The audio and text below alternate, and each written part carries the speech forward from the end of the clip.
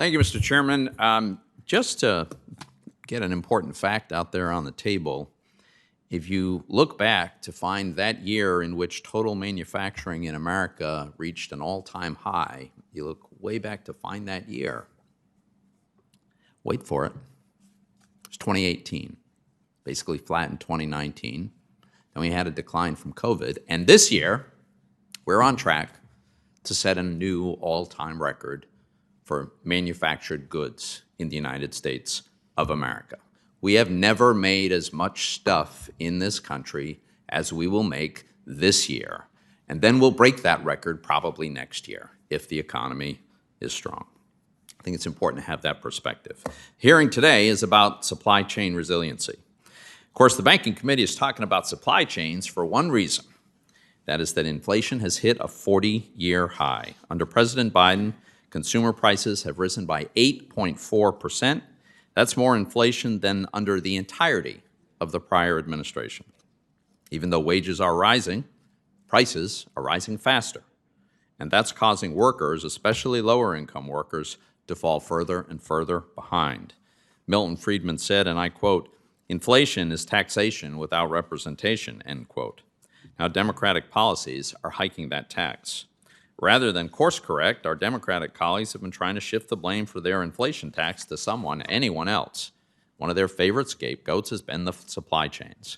That's, of course, in addition to blaming greedy corporations, Republicans generally, and Vladimir Putin. Actually, inflation is pretty easy to understand. It results from more money chasing fewer goods. The Biden administration's policies have limited the economy's ability to produce some consumer goods, and Democrats' reckless spending has resulted in more money chasing those fewer goods. As an example, consider the president's war on American energy independence.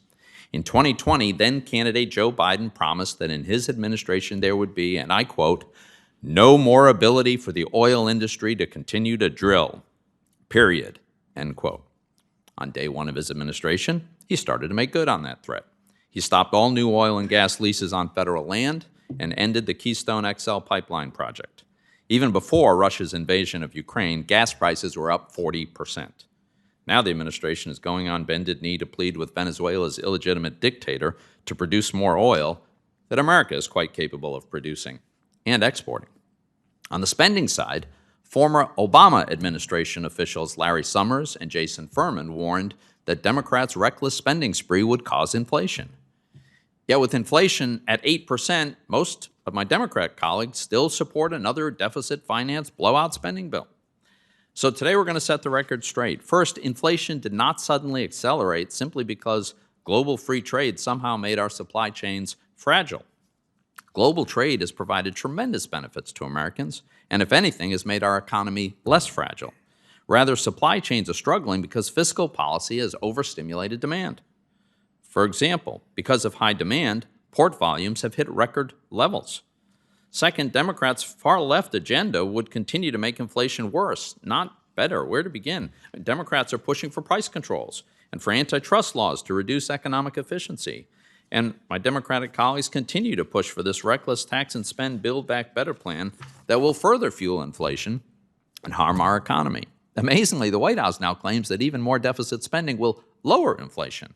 Now, that just defies belief, and you don't have to take my word for it. Last month, former Obama administration Treasury official Stephen Ratner wrote a New York Times op-ed entitled, quote, "Biden keeps blaming the supply chain for inflation.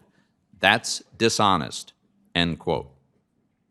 Steve Ratner said the president's claims about supply chain disruptions are both misleading and simplistic. He asserted that the bulk of our supply problems are a product of an overstimulated economy.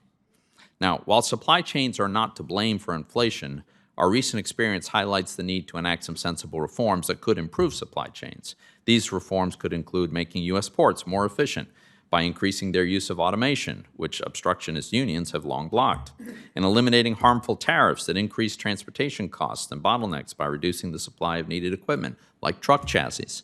In addition, to help fight inflation, it's time for the president to abandon this domestic agenda he's been on. He should end the war on American energy that has led to higher prices for American families. The president should restart the Keystone XL pipeline, should be expediting natural gas pipeline and LNG facility approvals, and should repeal the broad and punitive regulations and restrictions on American oil and gas production. The president should also drop this reckless tax and spending plan that would dramatically increase the size and scope of government by expanding the welfare state and fueling still more inflation.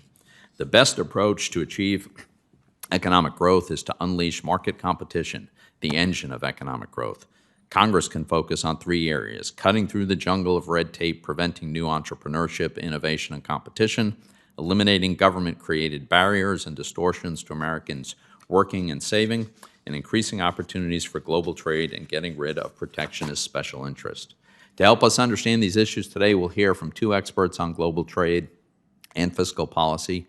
Phil Levy, the chief economist at Flexport, a leading supply chain logistics company, and Vero DeRugi, an economist from the Mercatus Center at George Mason University. I look forward to hearing from them about the importance of free trade and free markets for creating strong and resilient growth and common sense solutions for increasing growth and lowering inflation. Thank you, Mr. Chairman.